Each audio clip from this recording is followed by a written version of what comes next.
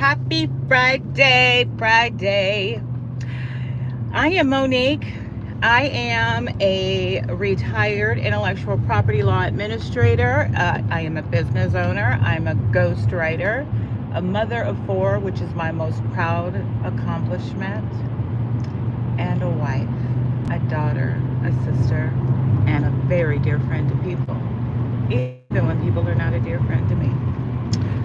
And I want to just chat a little bit. It's so, first of all, isn't it amazing how, like, someone like me, I'm very, very tight lipped in my private life. I don't share a lot. I keep things close to the vest because I've always worked under the veil of secrecy in a lot of my projects with my clients and with my job in the patent world. I always want to make sure that I'm not being judgmental or that I'm not being wrong in some way because I don't see myself as a judgmental person. I always see the glass full. So, today's little story is about entitlement and the audacity of people. And if I'm wrong in anything I'm saying, please check me. Send me a message. Tell me, no, sis, you were wrong. This is how that should have went down, or this is what it was. So I worked during the campaign, not only canvassing, but working on voters, working with the unions this year in North Carolina, as I've done in California multiple times. I worked on Kamala's DA campaign. I volunteered for the Attorney General. I volunteered for her Senate campaign. I volunteered for Vote Blue. I've done it all. I'm very engaged when it comes to our democracy. And I met someone during that time who I thought was a phenomenal stand-up person. Phenomenal. And because I thought they were so phenomenal, I took a liking not only to them, but to their gifts, their talents. And then thought, okay, since I've already done, a business for someone that I wanted to see win and I wanted to see grow, this would be the perfect time and opportunity for me to do that again. And now add an additional business here in North Carolina for that person, to give them a job, to give them an outlet, to help them, find their way. And later on, met their girlfriend, and once the campaign was over, invited them to my Christmas party, which is coming up on the 21st, let them know the things that I had in the works, got the new LLC set up, got the everything set up for them to start doing maintenance and construction work in this north part of North Carolina, and started the marketing campaigns, ordered their business cards. I mean, did it all.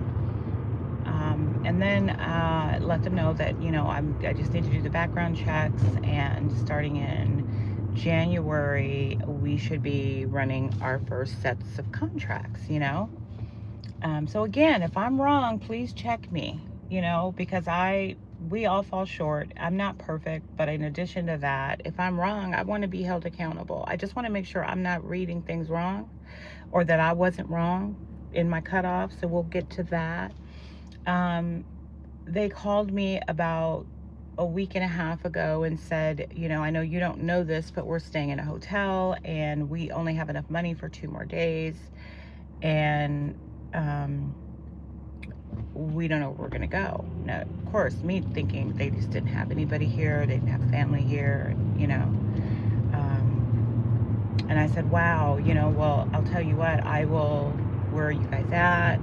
I'll get you guys a room for, a week. And it ended up being 4 days. So I used like 120,000 points on my Marriott Bonvoy. Got them a room. And then they said they wouldn't know where they were going to go. So I foolishly, in my opinion, invited them that they could stay in my house until Wednesday, which was 2 days ago, right? Invited them to my home, brought them to my home, gave them a guest room, you know, got everything for them. When I do something, I do it from my heart. I don't do anything expecting anything in return.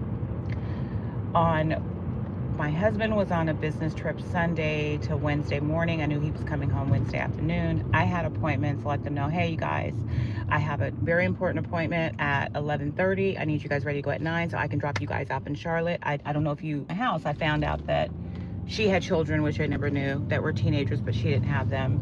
And then I found out that she had a brother and a sister-in-law, and he had cousins, and she had cousins, and I'm thinking, well, what's going on? But, you know, but my daughter lives with my sister-in-law. Okay, well, why are you not there with your daughter? Like, you know, your baby. I found all this out in the course. So on Thanksgiving Day, she asked her daughter to come over for dinner. I said, absolutely. Went to Charlotte, picked up her daughter, brought her to the house. She was only 2 years difference from my daughter. They're both Virgos. They hit it off well. I was very glad because my daughter's an introvert. Her daughter was an introvert. And they weren't talking. They weren't introduced. Wednesday this week, that morning, I came back from my walk, which I'm going to do again in a minute.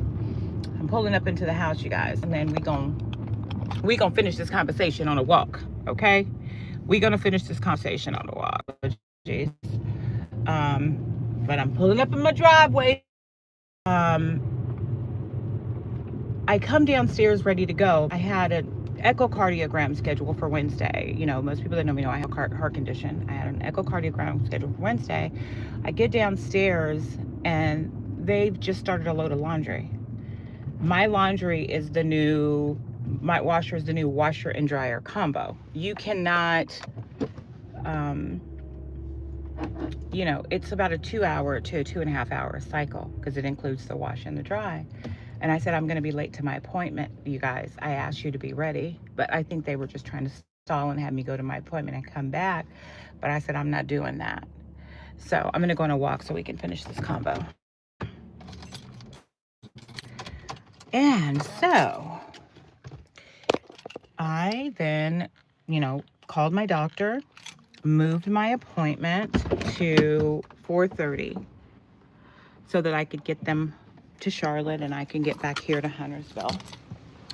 And when I get my coffee, all my stuff in my pocket, my apologies. So she was upset and wasn't talking to me for the rest of the week. Now here I've cooked dinner, breakfast, and lunch for you guys for 5 days. I've invited you in my home, put you in a guest room. I have set you guys up so that you can have an income of your own with your own business. And because I'm asking you to go home, but to leave my house, I'm wrong. So she wasn't talking that morning. Nonetheless, I missed my first appointment, rescheduled my next appointment for 4:30, right? And when I got in the car for us to leave, they're mad. She's like, well, I said, you guys, 3 o'clock is my cutoff because I got to get you guys all the way to Charlotte and I've got to get back here. We get in the car, we head to Charlotte. No talking the whole time. I mean, they are mad. And I'm wondering, wow. So my question is, when is enough, number one? And number two, how does someone have the audacity to think that they're supposed to be given a space in your space and interrupt your peace? You know what I'm saying? Oh, Eric, Marcus, and I love you. That's so sweet. You know what? My kids can't stand it. They're like, why are you always talking with your hands, right? And I can't help it unless I have something in my hands to stop it. I just be, and it's this, but YouTube has taught me something. Because I talk with my hands now, I can't be doing this, which is I'm always doing, or the camera would be going crazy, right? So, listen. They didn't talk the whole way, but then after I dropped them off and left, I was shocked. I was hurt. And I was shocked. I'm going to tell you why I was hurt. I was hurt because I don't let people in very easily. I help them, but then let them in my home, put them in a room for almost a week. Then they come to my house for another 5 days. And then you're upset because I'm dropping you off. Just please let me know where I'm wrong, besides the fact that I opened my heart in my home. And then after I drop them off, ooh, it's cold out here, y'all. Ooh, 46, feeling like 20. Shoot. After I drop them off, they send me this long text. Well, he sends a long text, she's not going to be able to trust people again because everybody in her life has let her down. Everybody's always bailed on her. I said, wait a minute, boo. Number one, how is she? Oh, he said she's upset and emotional and now she will no longer trust you. I said, well, you know what? She don't trust me, baby. Y'all can kick rocks. Because let me tell you something. I did more for y'all than I would do for a family member. I put you up in a hotel for a week. You were put in a suite. I brought you to my home for 5 days, fed you 3 meals a day, gave you open reign over my home. And then you're upset because I tell you that it's time for y'all to go home. My husband's returning from a business trip and we have company coming in for the month for the holidays. And you're mad? You thought because I helped you for 2 weeks that this was a permanent thing? So people tell me if I'm wrong. Was I wrong? Because I said they cannot stay in my house permanently? Like, who does that? I've only known you since the campaign. But I've yet set up a business for you out of my dime. Put you in a hotel for 5 days. Brought you to my home for 5 days.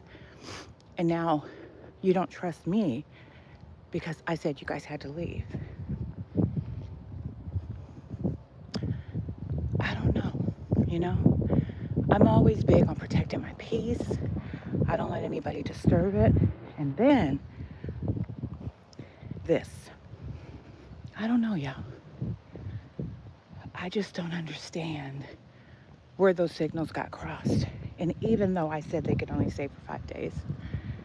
So, help me out. Help a sister out. Should I have, I don't know what I would have done differently besides not invited them in. Because someone to be that mad and that butthurt mad, all because I said you can't live in my house, is crazy. You're not family. I haven't known you for 6 months. Ciao, bye. And I'm really trying to get better at this because my problem is I think with my heart and not my head. We can't do that, people. Be careful of who you let in your house. And I'm talking to me right now. Hello. I want you guys to have a great day. I just got back from the podiatrist, but had to take my walk because I didn't do it this morning. So I'm not going to walk the whole 2 miles, but let's just enjoy the time that we have. It is so beautiful out, you guys. I got snow on Tuesday. Now, I prayed it would snow when I moved here. Everybody here in North Carolina laughed at me. They said, oh no, we've had an ice storm in the 90s and it hasn't snowed in 20 years. It's not going to snow. I said, I'm praying for snow and it's coming. I have faith. I need it. Everybody thought it was funny, y'all, but it snowed here Tuesday. I don't know if you guys saw my video in my backyard, but when I woke up, I was so happy. That was the best gift God could have gave me, to wake up with my backyard filled with snow. It's much like a forest already. So then to see the snow all the way through it was just, oh, my heart was just full. It was so full. And now it's been like in the 20s at night and in the morning. And it's 42 right now. But it's cold. It feels like maybe 30, 35. But I love it. Being a lifelong Californian and then living in Boca Raton, Florida for 3 years before moving here this summer. This is heaven. This is heaven, We always travel to the snow, but we never lived in the snow.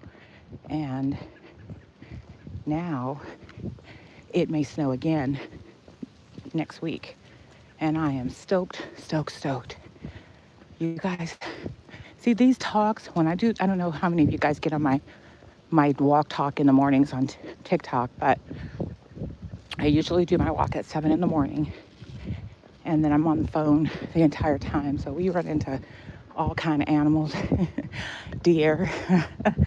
Nothing like my deer escape when the whole backyard was full of deer. That was crazy. In fact, I may go through the backyard when I get home to see if I can recreate that, because chow, that was some scary stuff. And then I found out it's mating season, and that's why the big one with the horns, well, maybe they're not horns. Hell, what are they?